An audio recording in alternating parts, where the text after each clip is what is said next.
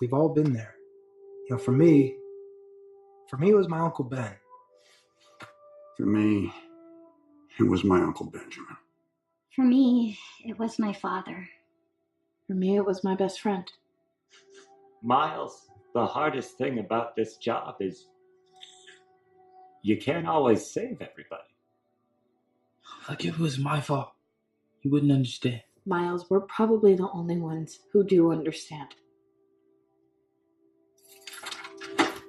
Spider-Man Into the Spider-Verse was a beautiful movie for so many reasons, but one sticking point for me was how Sony managed to highlight Spider-Man's quintessential call to action, significant trauma, and loss. I'm Brennan Beckwith, and this is what Spider-Man teaches us about trauma and loss.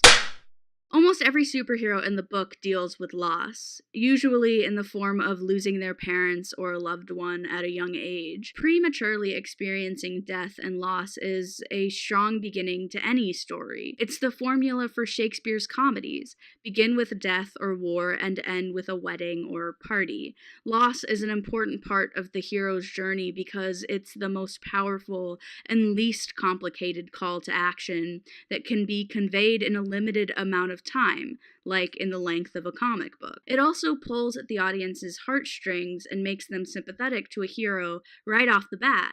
My point is, death and loss isn't unique to Spider-Man's story. However, in my opinion, Spider-Man's experience with death and loss goes a step further than establishing a call to action and creating a sympathetic hero. Spider-Man's loss is different from your typical hero's loss because Spider-Man experiences the death of an important mentor after he gets his powers. It also happens in a way that Spider-Man himself could have prevented it, making that significant loss in some part his fault. Spider-Man Into the Spider-Verse doesn't show us this traumatic experience just once. This story shows us how all Spider-Mans, or Spider-People, or Spider-Things have to live with the loss of a significant person in their lives, whose death could have been prevented if they were just stronger heroes, knew their powers better, or took on responsibility sooner. Let's take Miles Morales losing Uncle Aaron. This moment isn't entirely Miles' fault. Kingpin shoots Aaron. It was Aaron's choice to work for Kingpin, but it is because of Miles' presence in the moment that causes Aaron to hesitate, which causes Kingpin to shoot him. So Aaron's death is, in some part, Miles' fault. Maybe if Miles knew his powers better, or understood his responsibility stronger, or if he had fought the Prowler in the house, or if he had told Aaron sooner, or if he hadn't gone on the roof, or if he didn't lead Aaron to May's house, or if Miles had made any number of decisions differently, maybe his uncle wouldn't have died. It's at this moment that Miles understands the gravity of his powers and the consequences of his decisions. Dealing with the death of a loved one, especially an important member who dies at your hand, is traumatic for anyone, but perhaps even more so for a teenager. Miles is 14 when he has to take on his powers, the fate of his world, and other worlds, and the death of his uncle. No 14-year-old should have to live with any of that responsibility, but he does. It shouldn't be him, but it is. And instead of allowing this pain to keep him down forever, Miles gets up and saves the day. Perhaps not in spite of the trauma he experienced, but because of it. Losing his uncle didn't stop him. It motivated him to push forward and take on the responsibility of being Spider-Man. This is the origin story that makes Spider-Man so amazing and unique. Dealing with massive responsibility and traumatic loss at such a young age is a quintessential part of Spider-Man's journey, which is what I was missing from Spider-Man Homecoming. Tom Holland's portrayal of Peter Parker and Spider-Man is pretty amazing. By far my favorite live-action version of the character. The creative choice to skip his origin story was definitely a brilliant move by the writers of Civil War and Homecoming. They chose to skip Uncle Ben's death because we, as an audience, had already seen it too many times. Even the casual fan knows Peter Parker's origin story, so it would have been too repetitive to do it again. And I love that we get to jump right into a new, refreshing Spider-Man story. Also, I'm about to argue that Uncle Ben's death wouldn't have fit into into the MCU storyline very well. However, MCU Peter Parker was missing that character-defining moment of dealing with loss at the partial fault of his own. With Tom Holland's Spider-Man, we do see the effect of Uncle Ben's death in a few shining moments. When you can do the things that I can, but you don't.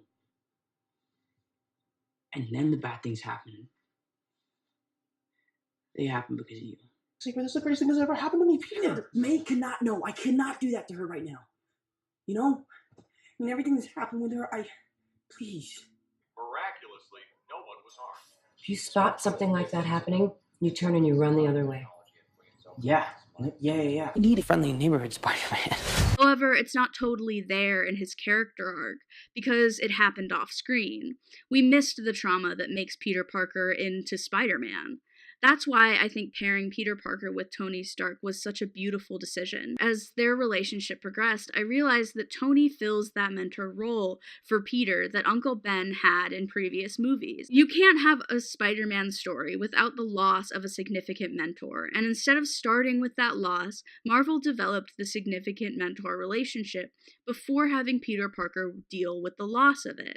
We knew Peter was close with Uncle Ben because Ben raised him. However, none of the previous movies or storylines took much time to develop that relationship any further than the responsibility speech. Marvel wanted us to see the mentor relationship form, and they took an entire movie to do that.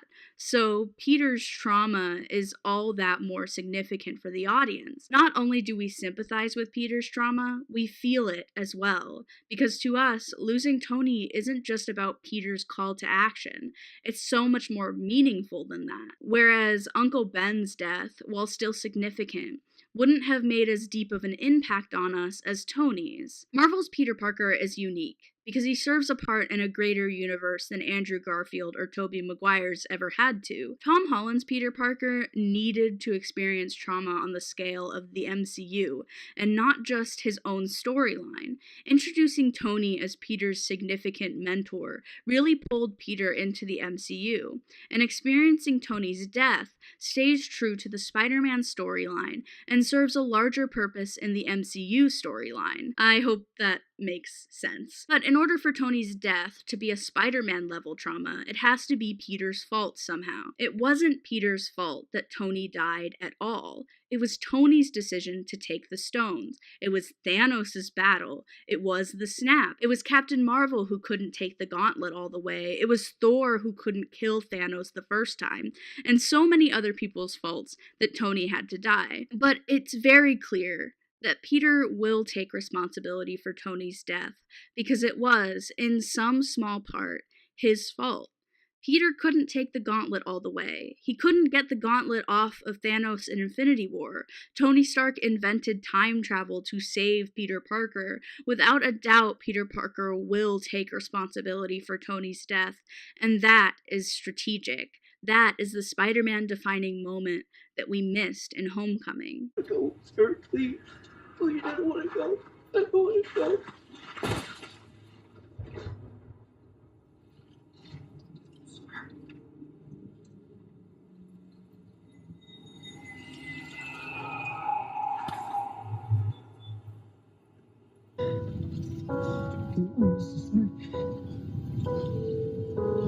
What? You did it, sir. You did it. I'm sorry. Don't. Peter Parker's last words to Tony were, "I'm sorry," twice. Peter takes full responsibility for Tony's death, and that will forever define his character in the MCU. Far From Home hasn't come out yet, but the trailers have already made it clear that Tony Stark's death will have a massive impact on Peter's place in the MCU moving forward, which is exactly what defines and distinguishes Spider-Man as a hero. A 15-year-old shouldn't have to feel responsible for the loss of his mentor, but he does. He shouldn't have to save the world, but he does. He shouldn't have to deal with all the responsibilities of a superhero, but he does. It shouldn't be him, but it is. It's not fair. It shouldn't be you, but it is. And not only does he live with that, but he doesn't allow it to define him completely. He doesn't use his trauma as an excuse. He doesn't allow his significant loss to stop him from being a hero. He doesn't take it out on the wrong people. He doesn't allow pain to make him cynical or angry or hateful. He allows it to fuel him, to drive him forward. He responds to trauma with dignity, power, and humor. You think this is some buried secret? Even though I couldn't save him, I live with what happened to Uncle Ben every day, but not in the way you think. I took responsibility for this tragedy and turned it into something special, helping people every day as Spider-Man. That's what makes Spider-Man's story so amazing. And maybe we should all take a lesson from his story and keep moving forward. We shouldn't forget our trauma, but we shouldn't allow it to take us down either. Trauma for Peter is a call to action, and that's how it should be. We are not the bad things that happen to us. We are what we do when it does. We are how we respond, how we move forward, how we define ourselves after the pain. I know it's cliche, but it's also beautiful. Spider-Man isn't just a kid's story, it's a story we can all learn from. We don't all have spider powers, but we all have loss and pain, and we all have power to overcome it. Couldn't save my best friend, Peter Parker. So now I save everyone else. To do good in the world, not in spite of trauma, but maybe even because of it. That's how Spider-Man responds to loss and trauma, and we should do the same. Wow, this video got super deep. I'm usually not this deep. Marvel truly encapsulates the multifaceted sides of human nature. Nobody is all good or all evil. Everyone deserves to see themselves as a hero, and people need to see that gay characters can be integrated into movies and stories that aren't centered around their sexualities. Okay, maybe I am. Subscribe to my channel for more deep content about superheroes. That's all, folks. Is he allowed to say that? Legally?